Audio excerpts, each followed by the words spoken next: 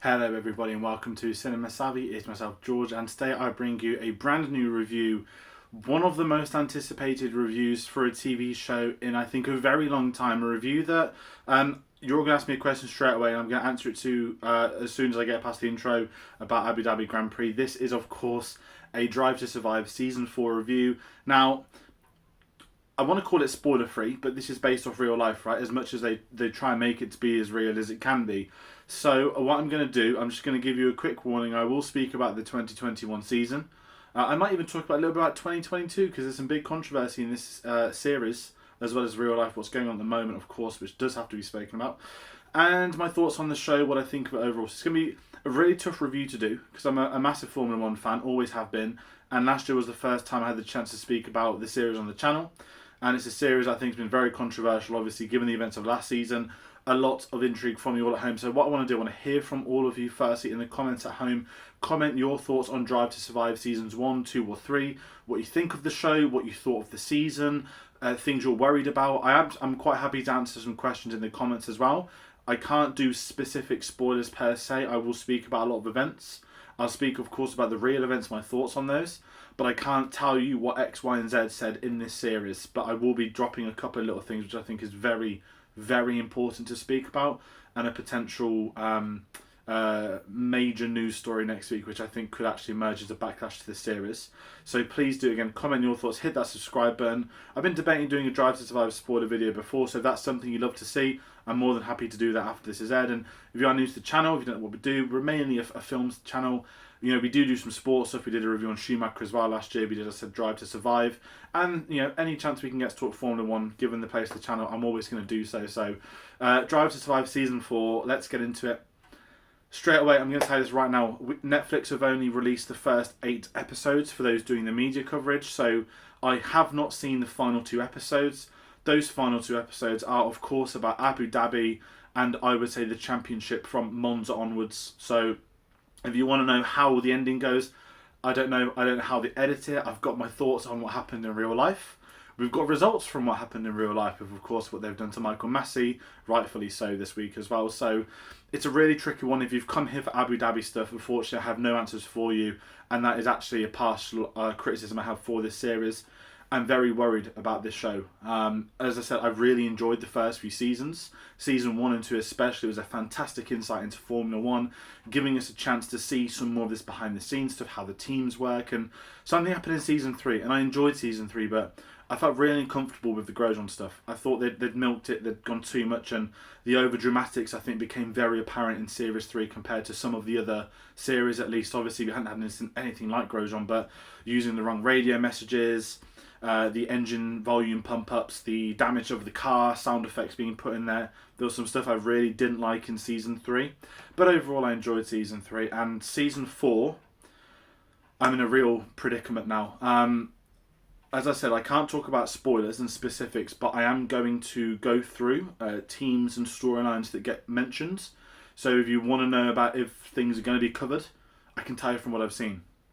So, of course, we have the title battle. Episode 1 is all about Max versus Lewis, covering Bahrain Grand Prix. And we do get up to Silverstone. I would say we don't get much past Silverstone. If anything past Silverstone, that is going to be the last 2 episodes of the show. Again, I can't tell you how that's thought. And if you want to know how it's been edited so far, it's been edited exactly as I'd expect from Drive to Survive. The show is not that it's not taking risks. If you've come here for a deep dive into Formula 1, into the mechanics, into the penalties, all that stuff, you aren't going to get that. And 4 seasons into a show, you've got to accept you're not going to get the specifics of these incidents. Now, we're going to get reactions from the team managers to the crashes. We're going to get reactions to the drivers from the crashes. No Max at all. He said this last year. He wouldn't partake in any interview. And that is still correct to this day. Whether he appears at the end, I do not know. Do not have an answer for you. But he is not in this in a sit-down interview. And Lewis, there is hardly any clips as well. He does do a sit-down. There's not anywhere near as much footage as you may expect from this title battle, which I think is quite telling to what some of these drivers think of this show now. And this is where I'm a bit lost because I love Toto. I've always been a massive Mercedes fan. With Toto at the helm, Lewis is the driver that got me into the sport, so people are going to get upset and angry by that. I don't care. Both team principals, Toto and Horner, are almost like the main characters in this series, right? You had Gunther that became the meme back in the day of Season 1 and 2. And this year is all about Horner and Wolf, and Toto is not in it as much, and when he's in it, comes across as he always says, he's very polite, quite cutthroat if he needs to be.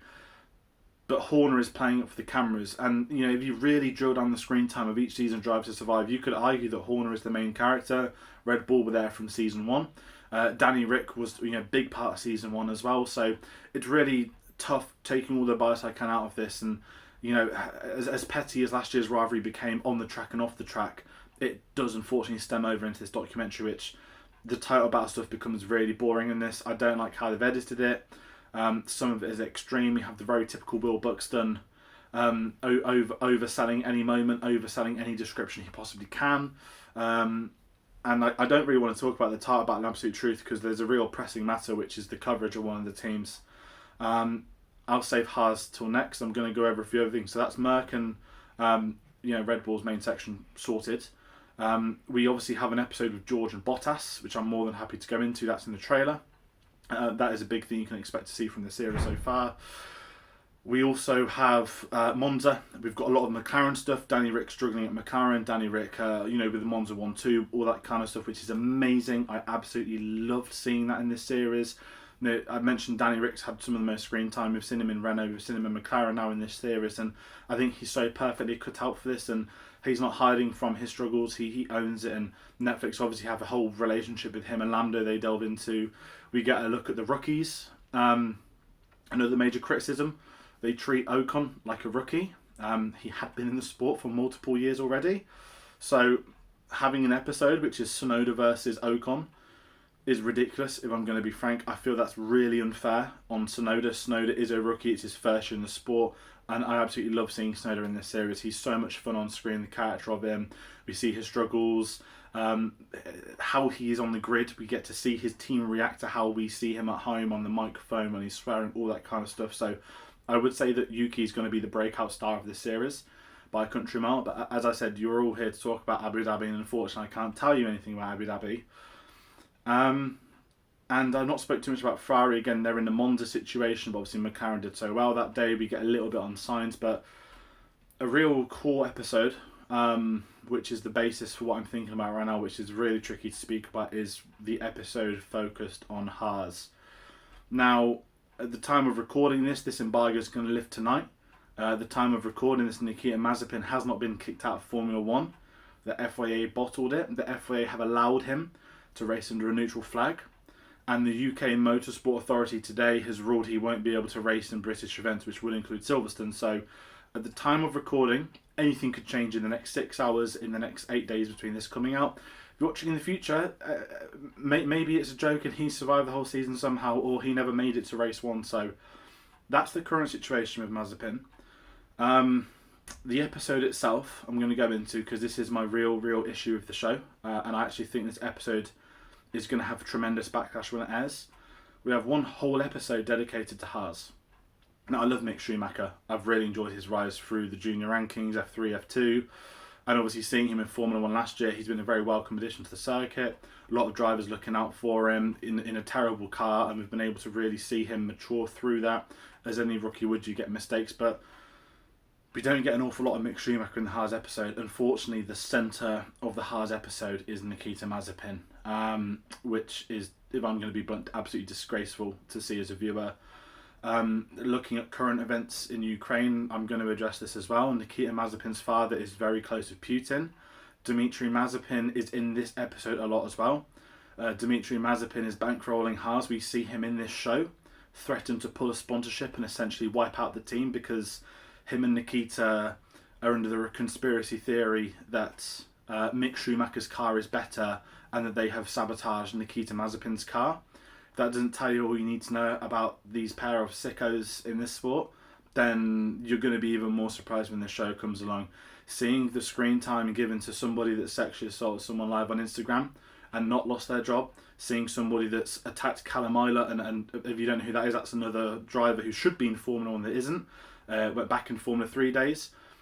We've also got him when he was threatening George Russell on Instagram, trying to claim that he was gay, or some blackmail stuff as well. None of these are addressed in the show. I'm going to make this clear. This is covering Mazepin's entrance to the sport, and the only narrative they choose to run with is that he has a rich dad who is Russian. It is absolutely disgraceful that Netflix and FIA have given him a platform to be a centre of an episode. To be centre over Schumacher, I think, is delusional. I think it's wrong. I think it's them selling a product that doesn't exist. We do get a montage of all of his crashes, which is absolutely magnificent to see. We get to see his team reacting to those crashes, which is also funny to see. And along with this, we also get to see Mazepin abusing his race engineer, being really harsh with them. Again, claiming that they have sabotaged his car. Him crying off to his dad, saying how he's been treated unfairly. All of this utter nonsense. The show then goes to Russia. It covers the Russian Grand Prix with Mazepin. We see him at his family home, him talking about his life, his relationship with his dad. And in the real world, his dad's been in the Kremlin this week with his mate Putin, who has invaded another country and is murdering thousands of innocent people. And Nikita Mazepin is involved in this family. Dmitry Mazepin is high up with the oligarchs. And I think it's disgusting if this episode sees the light of day. I'm very concerned that Netflix will want that cheap publicity. Netflix will do anything for cheap publicity. The same goes to FIA.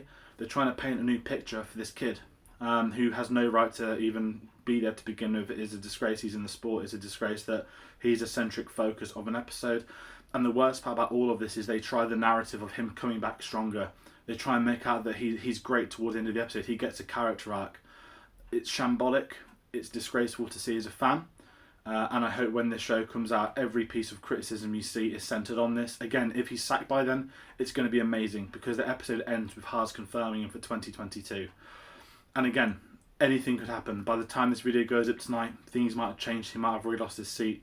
But it's very uncomfortable as a fan of the sport, as somebody viewing this at home who is viewing this as a documentary, to see this false narrative being thrown at him. I think it's disgraceful. I could keep going on. There's so much more I can say. There's so much more other people have said. You can take away the criticisms and he's still the shittest driver on the grid. And it's not going to change in 2022. So make of that what you will. It's very tough to view as a fan. And watching something like this show again, it makes me worried for the sport. It makes me go back to Abu Dhabi. The fact that Michael Masi did rig a race. The fact that they went for the entertainment value over the rules. And here we are. Everybody knew this was all for Netflix. And Netflix haven't released the final episode for people to view in advance. So can I give a fair assessment of this show? No. Because I've not seen how a third of the show is edited. I've not been able to see what the purpose is of Bahrain, of Silverstone, of everything. I can't possibly say what the outcome is of how Netflix do edit this. Are they going to address what's happened in the last few weeks? Probably not. Are they going to drill it to be probably the greatest lap ever? Maybe. So it's a really tricky one as a viewer, as a fan of the sport. When the show does come out, we'll have an answer. We'll know what they've done. But personally, I'm not getting my hopes up. I'm assuming season 5 is going to go into production. But I'm at a point now where I would quite happily see an end of season 5. Give them 1 year. Give them 1 more year with the new cars, with the new regulations. Do a normal video. Unfortunately, I don't think that's going to be the case. And I think that there's a serious issue with what this show is doing now.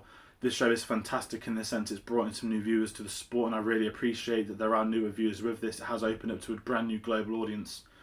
But it is that audience that also witnessed the daylight robbery in November, and if the show edits it in a favour of that, given there's been rulings now, it's going to look like they're in the mud. And this is where again I struggle. I can't give a formal opinion on recommending this series only because I haven't seen the ending. How can you recommend something if you don't know how it's going to end? You know, the 2021 season being legendary, unfortunately it ends with controversy. Some beautiful moments, some fantastic moments. We've got some really cool storylines. We've got drivers we've cared about for years getting some screen time. You get George Russell joking that he didn't appear in Drive to Survive season 3. Yet here we are giving an episode to Mazepin and his dad. Also, quick mention on his dad. They play villain music whenever his dad appears. Not the smartest choice, again, given what's happening in the world right now. So before I continue to vex about certain individuals, I'm going to use this as to round up my review. As I said, I can't give you a fair opinion on this series because it's not finished as far as I'm concerned, and I'm very concerned about what is going to be the final piece of this puzzle. Now, if you're going to be upset by that, honestly, I don't care. There are things more important than motorsport. There are things more important than Formula 1. And again, when you've got somebody on this grid that's dad is involved and is in a regime which is murdering thousands and thousands of innocent people, invading other lands, and this rich little shit's going to go around flying the world, trying to do racing, thinking everything's okay, saying that politics has no place in sport. It makes a mockery of Formula One. It is a disgrace to Formula One, and it's about time more people start voicing that opinion. Again, you've got some of those journalists that will just do anything the FIA tell them to do. One of them is in this series, of course. I will say Jenny Go's very good in this. I liked a lot more of her than one of the other senior journalists that they run with. And again, this is Drive to Survive. This is Netflix overselling something. So yeah, that's my unfinished review of Drive to Survive Season 4. I want to know what you think. Are you worried? Do you have questions? Please comment those questions below. I'm more than happy to go through them. I'm going to answer what I'm allowed to say. I've got no issue talking about the Mazepin stuff, as I believe that should be spoken about. Not enough people are speaking about it. And it is something that when this episode goes up next week, it is going to be absolute chaos. And I really hope other people react in this way as well, because it is not fair. It's not fair on individuals. It's not fair for victims involved with his stuff. And again, with what's happening in the world, it is not right that this episode airs for the world to see. For the world to see that he's not that kind of person. He is that kind of person. He is a horrid little rat. So that's going to end my review. Please comment your thoughts. Hit that subscribe button if you did like that. As I said, it's hard to tee off on a nice ending when quite frankly it's not.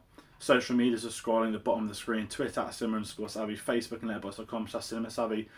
We'll have some more reviews for you. Hopefully a bit more positive. Don't like coming on to stuff like this, but unfortunately it had to be said. And I'm very curious to see the world's reaction to this as well. So take care. Thank you all for watching, and we'll see you on the next one.